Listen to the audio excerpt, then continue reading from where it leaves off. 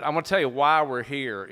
We're going to build 12 affordable housing studio-style apartments in this space. We bought this building back in the summertime, and we see a great need. We've been in business since 1967, helping men recover from addiction, helping them overcome barriers to recovery.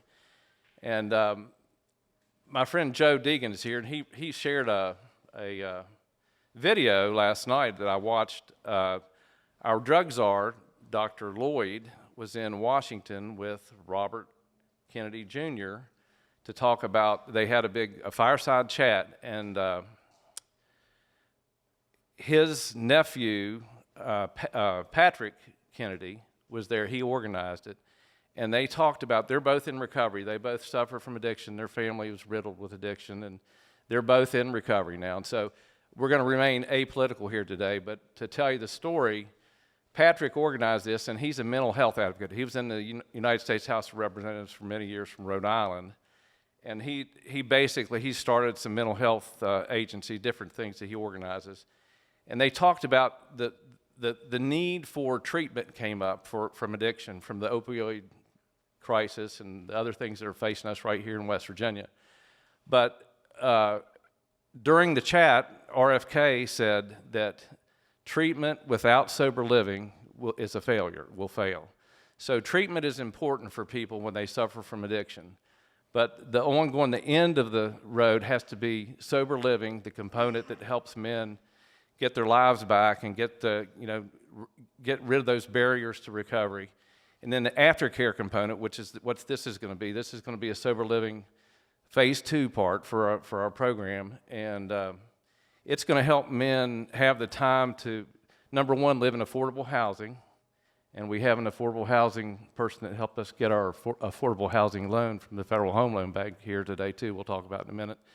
But anyway, so this is a really important thing for Charleston, and we're going to save lives. The other thing I want to say about my board of directors, most of them are here today. We have 12 members of our board, and they are all volunteers.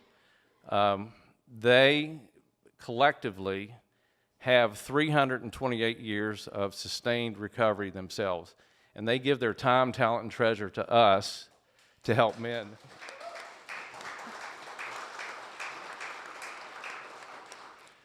So as many of you probably know, we originally were an outreach mission of the First Presbyterian Church on the other end of this block. And it's my church, it's where I go to church, and I've asked Pastor Myers to come and bless our operation here. Pastor Bill Myers.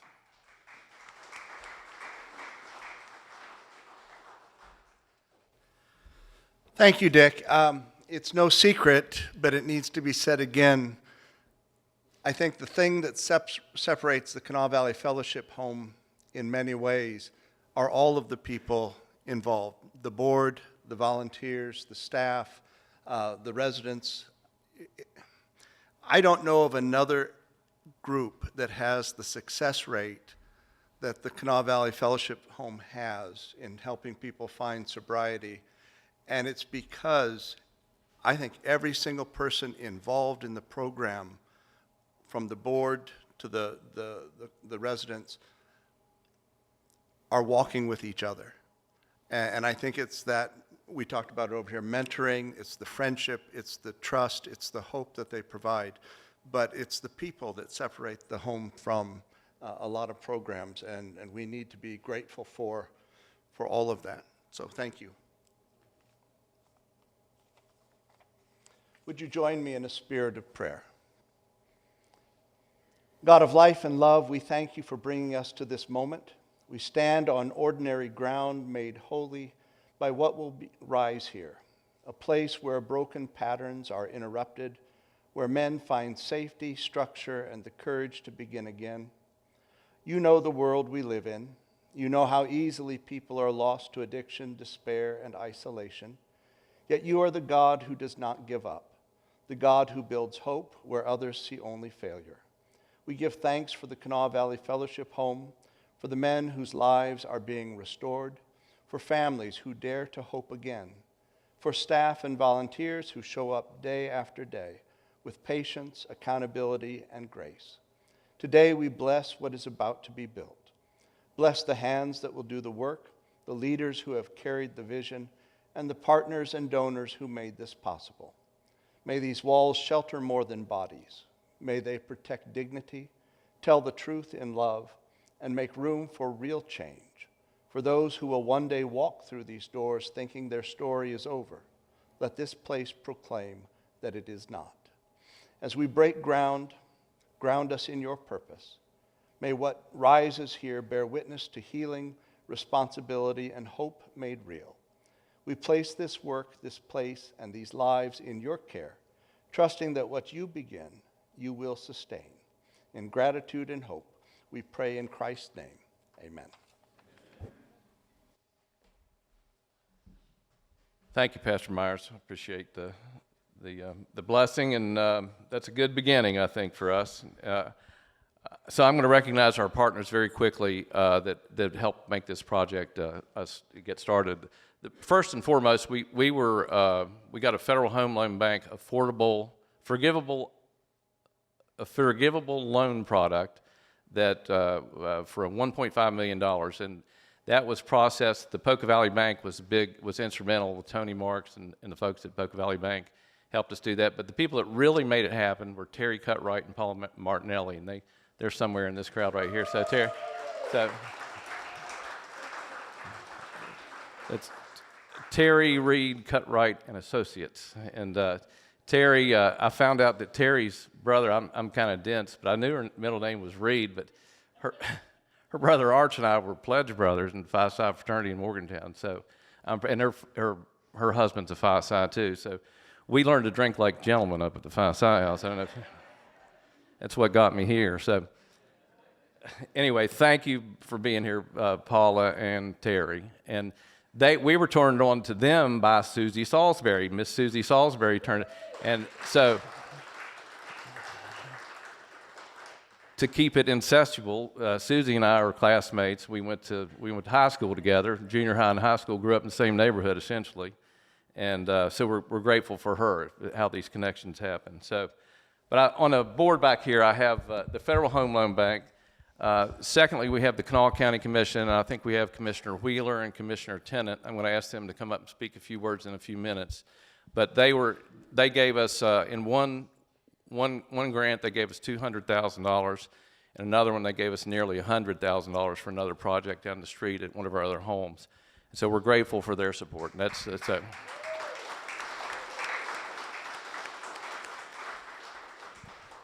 the City of Charleston, Mayor Amy Goodwin, they helped us with their opioid money, and they helped us with, we have an MOECD, CDBG thing, we get assistance with utilities. And she doubled our utility assistance this year, and we're grateful for her and the city's support. My friend Tom Potts with Silling, he's the emeritus partner from Silling, they don't call themselves associates anymore, but Silling Architects. And Brian Estep is here today to represent Silling, but Tom wrote a personal check for $50,000 to facilitate this project, and so we're grateful for Tom and Silling. So thanks, Silling, for being here. Of course, my church, First Presbyterian Church, they gave us a grant award this year that helped us, and to the tune about 5 times. They give something to us every year, but they see value in the project, and so we received over $25,000 from the First Presbyterian Church this year. So, for many years, the Daywood Foundation has given us money, and they gave us $25,000 towards the project. And last but not least, Judge Bailey, who's not in attendance today, but she organized, there was a big lawsuit, a settlement, a class action settlement, that there was money left over. And I don't know why lawyers left money on the table, but they did. So anyway, they decided that the money would be well spent by helping recovery organizations in our community. And Judge Bailey, with the lawyers that were working on that together, they gave us $50,000. We got a check for this project for $50,000. So thank you.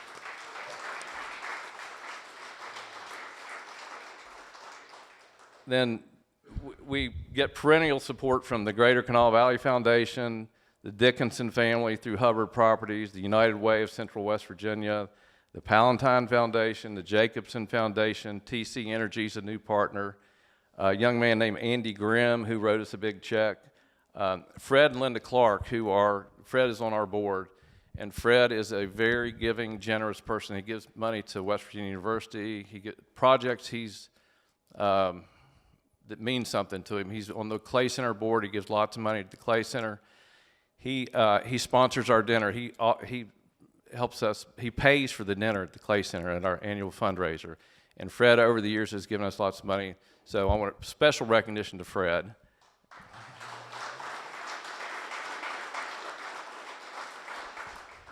Other people, the Bernice Parsons Pickens Foundation is an annual giver. The West Virginia First Foundation, which is responsible to distribute the opioid settlements through the state of West Virginia. We've received some money, and we hope to get some more money from them in the future to finish our project. Stephen Worley, the Walker Machinery Worleys, or not, I'm sorry, that's Stephen Walker. It should be Walker, not Worley.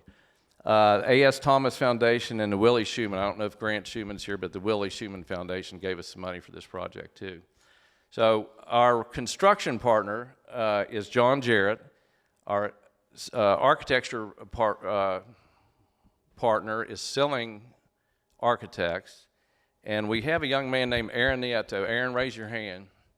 Aaron's a graduate of our fellowship. I'm going to bust his anonymity, but he went through our house about 7 years ago. Is that right? So Aaron has a small contracting company called Aaron Nieto Specialty Contracting. If you need a bathroom done, or if you need any kind of interior remodel, he does all kinds of things. And he employs men in our program. So the grant money that we get from people to help run our program, we pay Aaron, who pays our men who pay the program fees. So we kind of recirculate the money that we get. So we're proud to have him, and he did all the demo work in this building. This was a bunch of office space and we had ceiling tiles. We had 6 30-yard dumpster loads of stuff that left here because of Aaron and his men. So I want to thank Aaron for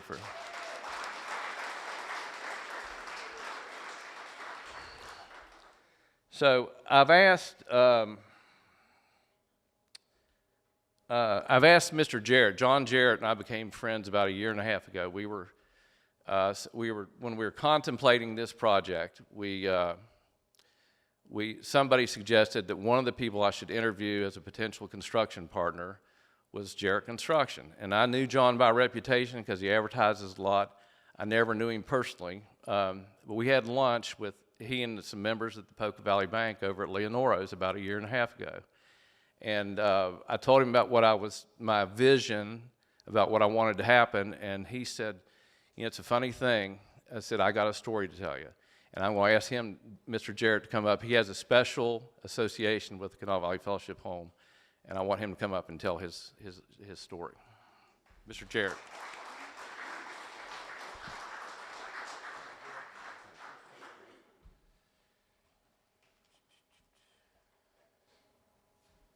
Thank you, Dick. I appreciate this opportunity and certainly appreciate the opportunity to be here with you all today. Good morning. My name is John Jarrett, and I'm very proud to be here to support Dick Dougherty and the Kanawha Valley Fellowship Home. Dick asked me to share my personal insight into why I'm a proud supporter of this wonderful organization, an organization that helps save men's lives and their families from the scourge of alcoholism and other addictions. For those of you that know me, you're probably aware that I don't drink. You may not be aware that I have never been drunk. You can fact check that, if there's any fact checkers out there, with my high school buddies from Nitro and my Delta Chi fraternity brothers from West Virginia Tech. I was always the designated driver, the DD, as they lovingly called me, and they very much appreciated it. So why does a regular guy who doesn't drink, has never been drunk, feel so strongly about supporting an organization that serves men battling addiction? Well, it's because alcoholism affects and destroys far more than just the person who is addicted. It impacts wives, children, parents, co-workers, churches, and whole neighborhoods. Let me give you a little backstory. I grew up the oldest of two sons. Mom and Dad moved us to Cross Lanes when we were little, back when it was still a small town and with no traffic problems. That's where we were raised in the late 60s and the 70s. Dad worked construction. He was a survey party chief, building roads, sewers, and water systems throughout the state. And he was a very good one, especially considering he only had an 8th grade education. He was in charge of the project that closed off Washington Street, right up the road here at the state capitol, and converted it to the beautiful green space and pedestrian walkways that we enjoy today. He would get up at 4 o'clock in the morning, travel to some remote job site, work 8 to 12 hours, and then come home and coach Little League or work in the garden. He was the hardest working man I've ever known. But Dad had his demons. He was an alcoholic. I've seen what alcohol can do to a family. I've seen an alcoholic hit a woman. I've seen him flip over the kitchen table when dinner wasn't just right. I've seen him break the back door down and create fear throughout the entire house. And I've seen him bring a pistol into that house and threaten our mom. I've also seen how God and the Kanawha Valley Fellowship Home can help turn all of this craziness around. Dad found both God and KVFH back in the late 80s.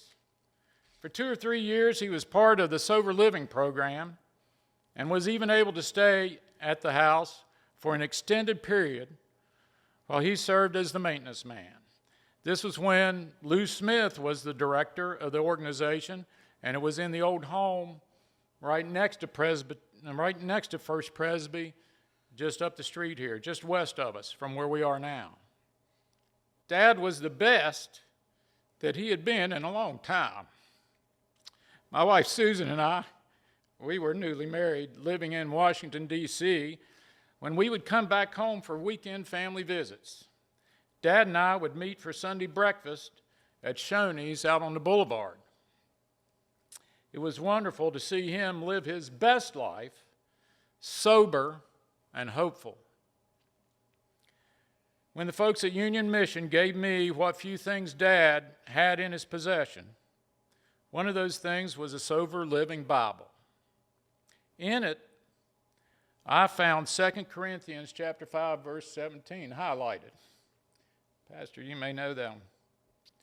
For if any man is in Christ, he is a new creation.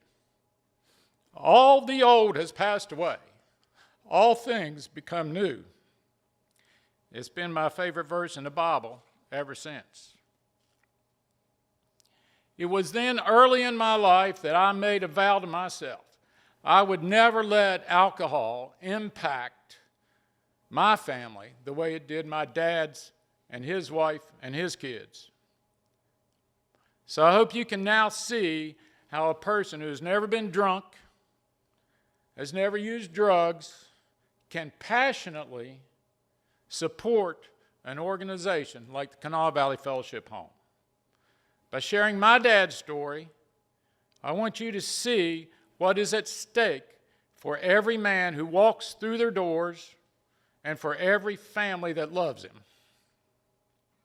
Today, we're here to celebrate these 12 new studio apartments that KVFH will give more men a safe place to live, a structured program, and a community that believes they can change.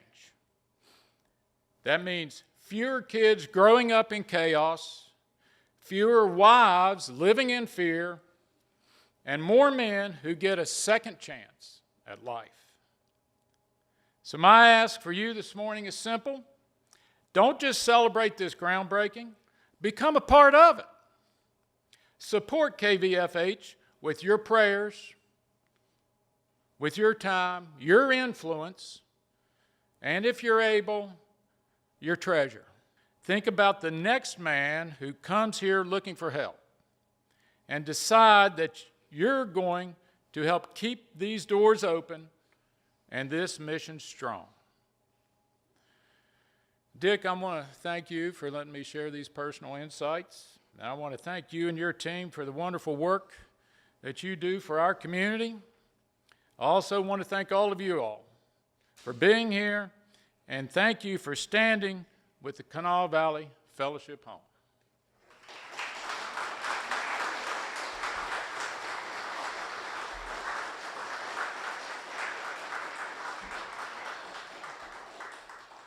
So I heard that story, and it made me cry, and so I knew immediately that he was the right man for the job. So we didn't have to interview anybody else. So some of the other folks that have helped us that I want to give us a moment if they want to come up and say a few words. Terry Cutright especially, I'd like Terry to come up and be recognized, and Terry's the big reason we're here.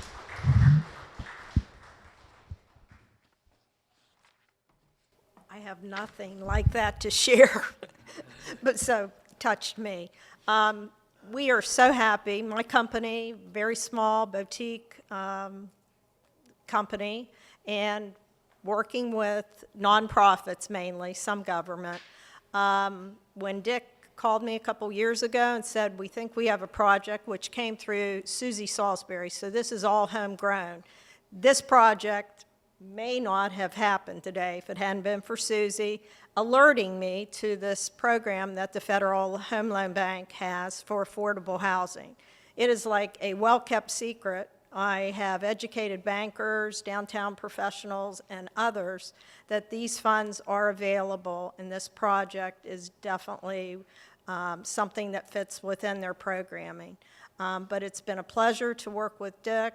To see the community come out like this shows me what I knew all along. This was a great organization, and it's being led by Dick and a very supportive board of directors. Last, I just want to thank Paula Martinelli, who's with me, and she's my partner in crime. We have worked on, I think, about 7 of these. I've got a little business niche with them, and every one of them is special, and we love to come to the ribbon cuttings or the groundbreakings. And so we came down from Morgantown today. So thank you. Thank you, Dick. Thank you very much, Terry. I really appreciate that, and really and truly, she told me it would be difficult, and then we really could not have navigated the application without her help. So if you have an affordable housing project, talk to Terry or talk to Susie, but Terry and Paula particularly. After you get the application in, then they start asking questions. You got to answer questions. And I say, hell, I don't know. I got to ask Terry. Wait. Another person I'd like to recognize I failed to recognize earlier, Jay Webb. Raise your hand, Jay. Jay is our house manager.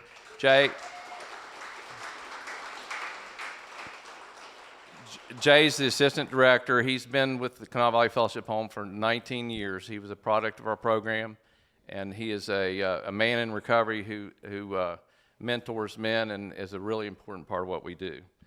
The next guest I'd like to have come up and say a few words is both of our commissioners. I'm going to ask Commissioner Wheeler to come up first. Lance is a good friend, and he helped us navigate a big ask from the county commission, and we really appreciate him being here, so I'm going to ask him to say a word or two.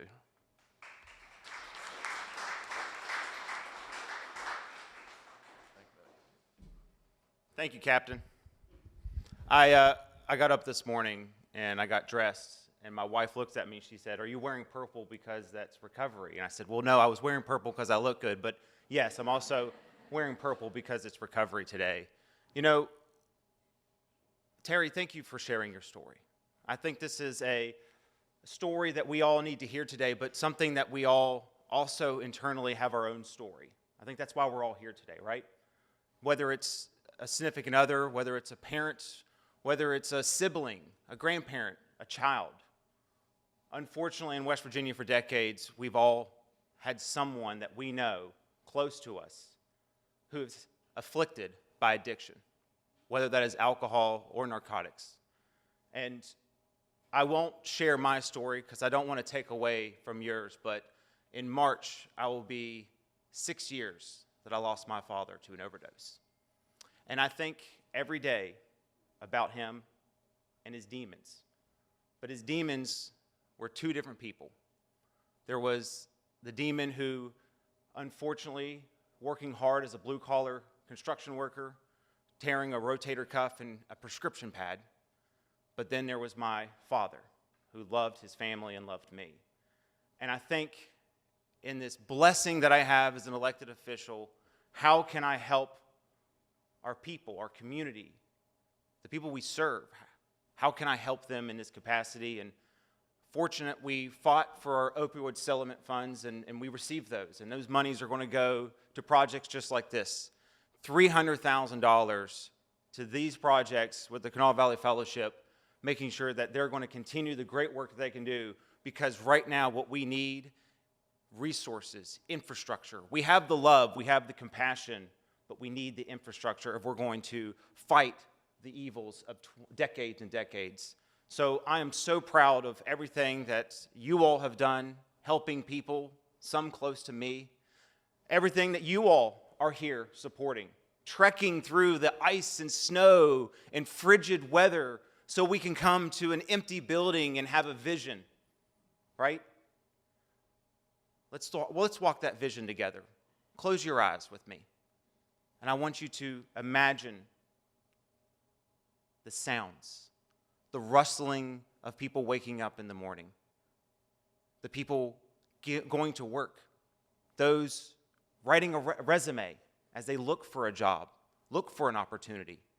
Maybe they're getting their books together. You can hear the sounds of the papers and the books clapping together as they're going to get an education. Maybe it's a phone call, reconnecting with a loved one that's been lost for so long. Maybe it's a prayer, talking to someone they haven't talked to in a long time. Do you feel that? That's hope. That's what we're doing here today. Thank you for everything that you all do. As a county commissioner, this was a no-brainer to fund with opioid settlement funds because of all the great work that Captain, you and your team have done for decades, and the amount of good work that you're going to do with this new project. Thank you all very much.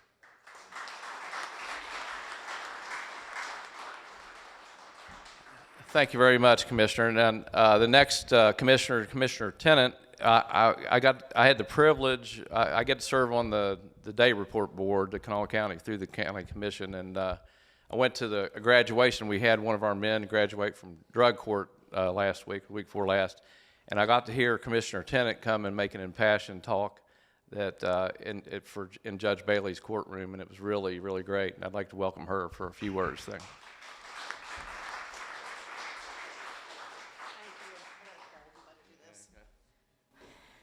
Thank you, and look at this crowd. This is beautiful.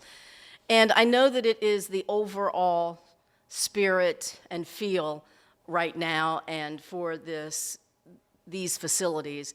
But Dick said one line, and he said, it wasn't really in passing because it's our overall goal here, but he said, we're going to save lives. Then he went on to talk about something else. Now think about that. That is a powerful statement, and that's all we would need to have to hear, right? We're going to save lives. And, you know, sometimes it's not enough for elected officials just to hear that. You got to let's see it. Let's see the return on investment. And we certainly have seen it. And I am proud to be part of that. You have shown that you can do it. And we can't always just do it ourselves. just because a county commission is able to give money or a city is able to add a little bit here, that's not enough. We need the back and forth, and it's not enough that you have it.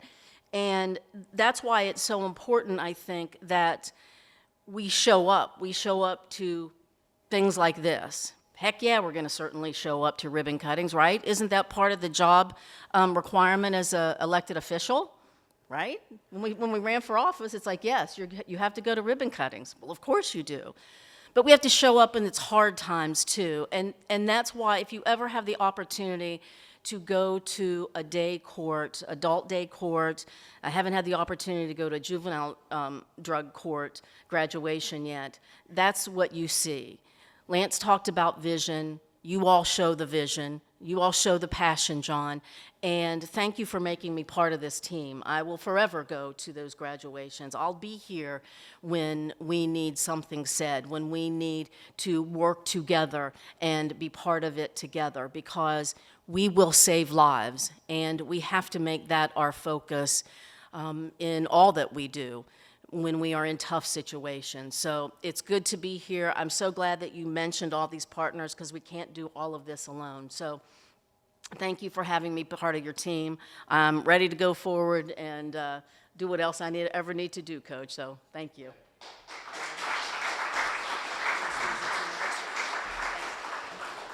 Thanks, Natalie. Go Mountaineers, right? That's why we're dressed in our gold and blue. And the last person I want to ask to come up and say a few words before we do our ceremonial groundbreak. Our groundbreaking is going to be with shovels and a little bit of rubble that we have left over from the project. We want to do it inside since it's cold outside. I need to thank Flick Goldsmith, my chairman, my vice chairman, Chip Erling is here. Other board members, all the board members that are on the Fellowship Home board member, raise your hands, please, and thank these men. Thank these men and women. Laura Kimball's been on our board for many years. Her family has been very supportive of our operation, and she also serves on the Ray of Hope board, which is our kind of our sister organization that helps women and children, and so she does double duty for recovery here in our community. But the Flick and his family have been supporters for years and years, and so we're grateful for everybody. I can't name, I'll start repeating myself, but last person I want to get up and say a few words before we do the ceremony is Mayor Goodwin. She's been a champion of our cause, and we're grateful for her work in the city, and I want her to come up and tell us all about it.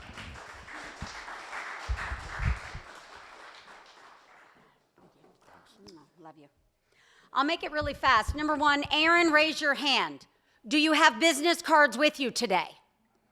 Okay, good, because we all want one. That's number one. Number two, thank you to my good friend Jeff. I know Jeff is here. There he is right there. He was trying to dust me off as I came up, and I said, no, I like to be part of progress. So thank you, and to everyone who serves and does some good here.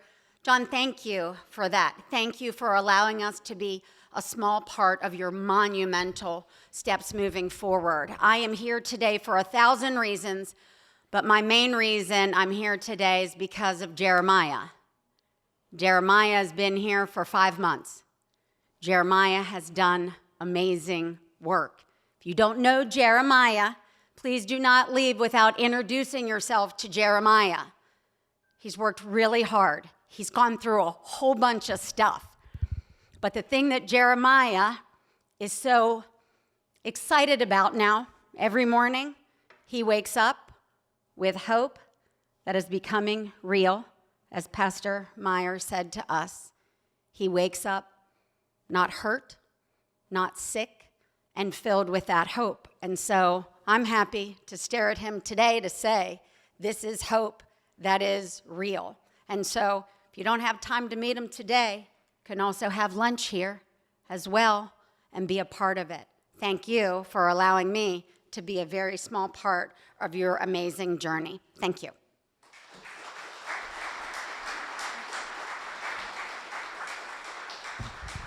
Thank you, Mayor.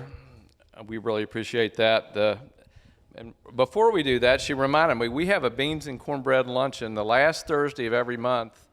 We invite community partners to come in and have J. Webb Special Beans and Cornbread and dessert. And we love having people here, and you're all invited next month, Jay. So we better make a big batch of beans. The other thing I want to announce, there's some paperwork around here for we're having a fundraiser over at the Clay Center on March the 23rd. Chef Paul from 1010, one of our friends in recovery, he runs Sober Kitchens. He does education in Sober Kitchens over at the West Virginia Health Right.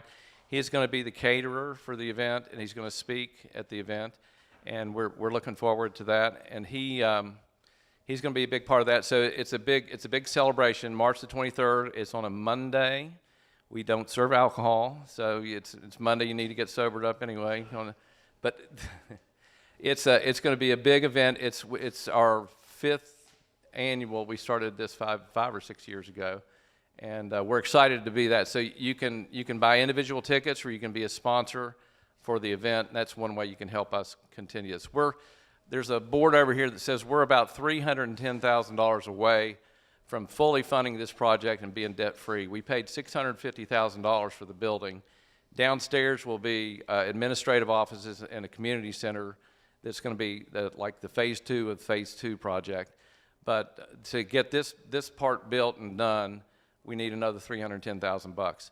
So pray for us, and if you can write checks to us, and tell the commissioners to be more generous. And they I'm just kidding. I should quit asking for money. Somebody said I was a good fundraiser. I wasn't a very nice guy, but I was a good fundraiser. That's a joke. So anyway, I'm going to ask, there are some construction hard hats back there. I'm going to ask the mayor and the county commissioners and the banks and the Poca Valley Bank people, anybody that's here, Pastor Myers, I'd like to get a hard hat and get a shovel, and we're going to do a photo op back here with our rubble